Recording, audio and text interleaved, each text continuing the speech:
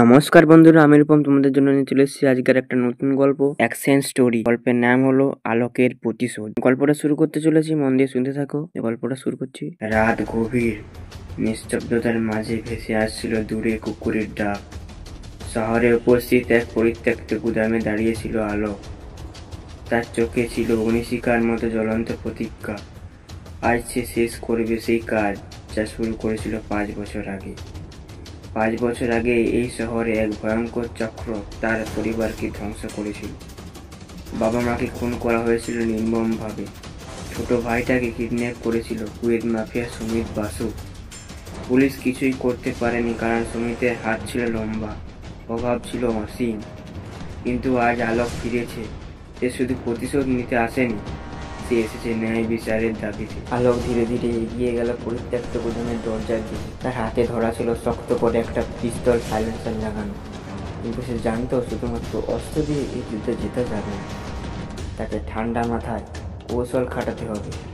গুদামের ভেতর আলো কম, তবে আলোকে পরিশিক্ষিত চোখ অন্ধকারের মধ্যেও প্রতিটি নড়াচড়া বুঝতে পারছিল। কোনায় বসে থাকা দুজন গার্ড অলসভাবে মোবাইল কল করছিল। আলোক নিঃশব্দে এগিয়ে গিয়ে প্রথম জনের ঘাড়ে ঘুষি মারল। লোকটি শব্দ করার আগেই জ্ঞান হারিয়ে মাটিতে লুটিয়ে পড়ল। দ্বিতীয়জন কিছু বুঝে ওঠার আগে আলোক তার মুখ চেপে ধরল। ধাক্কা দিয়ে পেছনে লোহার খুঁটির সঙ্গে আঘাত করলো। সে অজ্ঞান হয়ে গেল। এখন সামনের মূল কাজ। সুমিত বাসু এই গুদামের ভেতরেই কোথাও আছে। তার ছোট্ট ভাইয়ের অভির অবস্থান জানার একমাত্র উপায় এই নরপিশাচকে খুঁজে বের করা। আলোক গুদামের ভেতর ঢুকতেই হঠাৎ করে আলো জ্বলে উঠল। বা আলো অবশেষে ফিরে এলে। দরজার সামনে দাঁড়িয়েছিল সুমিত বাসু, তার মুখে বিদ্রুপের হাসি। চারপাশে প্রায় 10 জন সশস্ত্র গুন্ডা দাঁড়িয়ে আছে, প্রত্যেকের হাতে বন্দুক। আলো বুঝতে পারল সে ফাঁদে পড়েছে, কিন্তু সে ভয় পায় না। সে শুধু একবার নিঃশ্বাস নিল, আর পরবর্তী মুহূর্তে শুরু হলো এক ভয়ঙ্কর লড়াই। গুদামের ঝলমলে আলোয় দাঁড়িয়ে আছে সুমিত বাসু। তার চারপাশে সশস্ত্র গুন্ডারা আলোককে ঘিরে রেখেছে, প্রতিটি মুখে নিষ্ঠুরতার ছাপ। আলোক বুঝতে পারলো এখান থেকে বের হতে হলে শুধু একটা কৌশল নয়, তাকে রক্ত ঝরাতে হবে। তোর সাহস আছে আলোক? সুমিত হেসে বলল।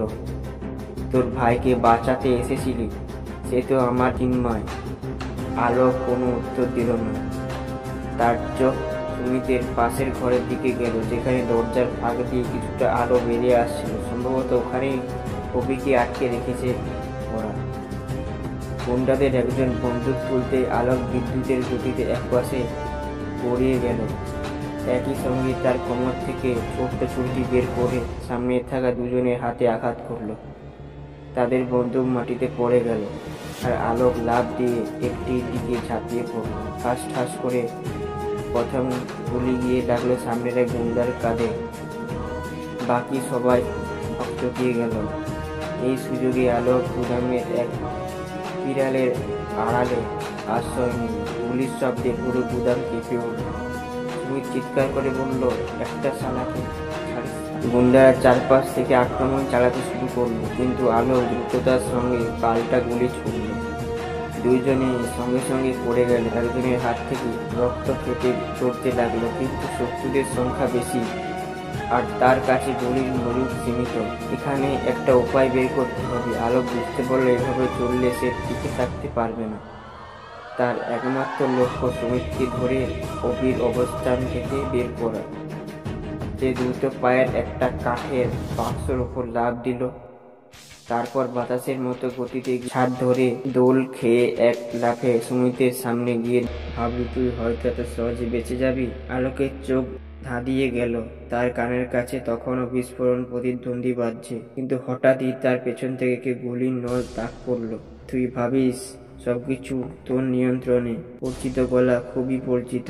আলোক ধীরে ধীরে ঘুরে তাকালো, আর তার চোখ বিস্ফোরিত হয়ে গেল। এই ছিল তার সবচেয়ে কাছের বন্ধু রাহুল। রাহুল তুই? আলোকের কণ্ঠ কেঁপে উঠল। রাহুলের মুখে একটা ঠান্ডা নির্মম হাসি। তোর পরিবার মরেছিল কারণ তুই খুব বিশ্বাসী ছিলি আলোক। কিন্তু তোর জানা উচিত ছিল এই দুনিয়ায় বিশ্বাস রাখা মানে নিজের খবর। আলোক বুঝতে পারলো সে সবচেয়ে বড্ড ভুলটা করেছিল। রাহুলই আসল সুমিত বাসুর দলে ছিল। সুমিত কাঁদতে কাঁদতে বলল, তুই জানিস আলোক, রাহুল আমাকে তোর পরিবারকে মারতে সাহায্য করেছিল। তোর ভাইকে আমি তুলে এনেছি ঠিকই, কিন্তু সব প্ল্যান ওর। হা হা হা। আলোকের নোটিশ শক্ত হয়ে উঠল। রাহুল ছিল তার ছোটবেলার বন্ধু, তার ভাইয়ের মতো, কিন্তু সেই মানুষটা আজ তার শত্রু। রাহুল বন্ধুকে ট্রিগার চেপে ধরল। আমার হাতে মরবি নাকি আগুনে ঝলসে যাবি আলোক? গুদামের চারপাশে আগুন ক্রমশই ছড়িয়ে পড়ছে। অভি তখনও দুর্বল ধোঁয়ায় কাশছে। আলোক জানতো এখানে দেরি করা মানেই মৃত্যু। তাহলে এখন কি করবে সে? নিজের ভাইকে বাঁচাবে নাকি বিশ্বাসঘাতক রাহুলকে শেষ করবে? রাহুলের বন্দুকের নল সোজা তাক করা ছিল আলোকের দিকে। আগুনের লেনিন শিখায় তার মুখটা অন্ধকারের আলোয় রহস্যময় লাগছিল। কি রে আলোক, কি ভাবছিস? পালাবি নাকি? আলোক চোখ বন্ধ করলো এক মুহূর্তের জন্য, দম নিল ধীরে, একেবারে শান্তভাবে। এরপর চোখ খুলে সোজা রাহুলের দিকে তাকালো। তুই আসলেই আমাকে চিনিস না রাহুল? এক সেকেন্ড। আলোক হঠাৎ নিজের বন্দুকটা নিচে নামিয়ে দিল, ঠিক যেভাবে রাহুল আশা করেছিল। রাহুলের ঠোঁটে একটা কুটিল হাসি ফুটে উঠল। সে বন্দুকের টিকার টানতে যাবে, কিন্তু ঠিক তখনই ধপ করে শব্দ হলো। আলোকের হাত বিদ্যুতের গতিতে ছুটলো একেবারে রাহুলের কবজির দিকে। উফ! রাহুলের মুখ থেকে শব্দ বের হলো, কারণ বন্দুকটা তার হাত থেকে ছিটকে গিয়ে পড়ল। কিন্তু আলোক একটিখানি থামেনি। সে নিমেষের মধ্যে তার পা দিয়ে রাহুলের পেট বরাবর একটা সজোরে লাথি মারল। রাহুল উল্টে গিয়ে গুদামের মেঝেতে আসতে পড়ল। এদিকে সুমিত বাসু গুলি বিদ্ধ অবস্থায় এক পায়ে হুমড়ি খেয়ে পড়েছিল, কিন্তু সে রাগে করছিল। এর মতো একটা ছেলে আমাদের শেষ করবে? সুমিত তার কোমর থেকে একটা ছোট্ট রিমোট বের করলো। আলোকে চোখ খুঁজতে গেল। এটা কি? সুমিত হাসলো। তুই কি ভেবেছিস আমি কোনো পথ খোলা রাখিনি?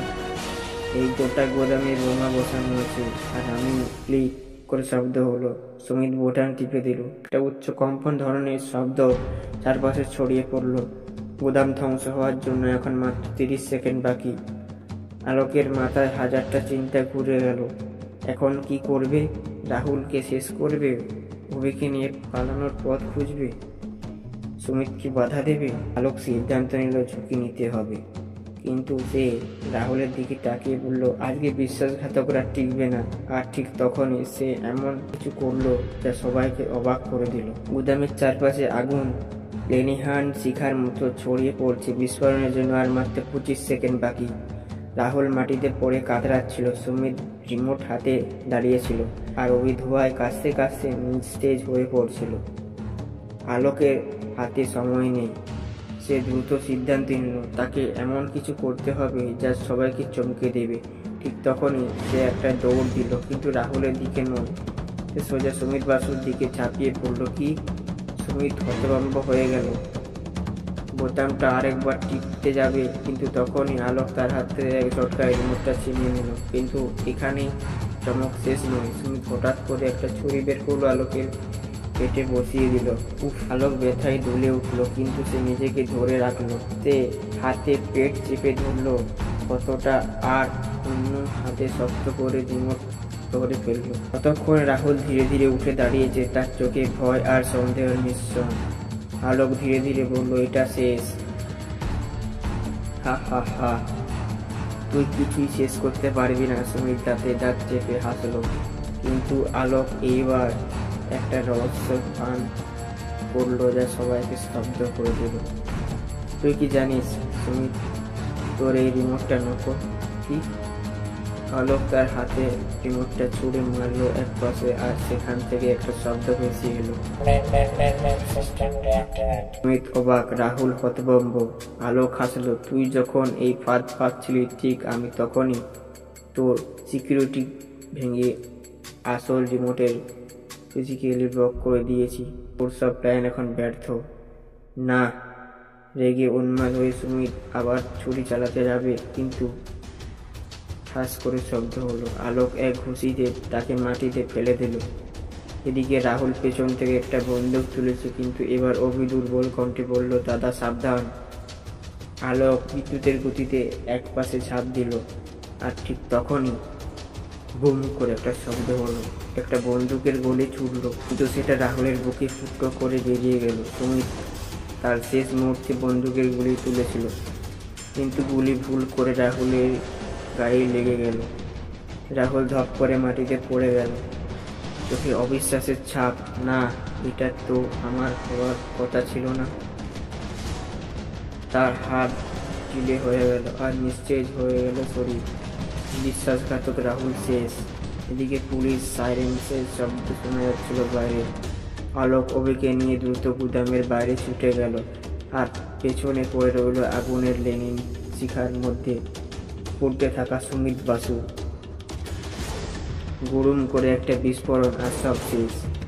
আকাশে আগুনের শিখা ছড়িয়ে পড়লো, কিন্তু তার মাঝেও আলোক আর অভি নতুন জীবনের দিকে এগিয়ে গেল, যেখানে নেই প্রতিশোধ, যেখানে নেই বিশ্বাসঘাতকতা, শুধুই মুক্তির আলো।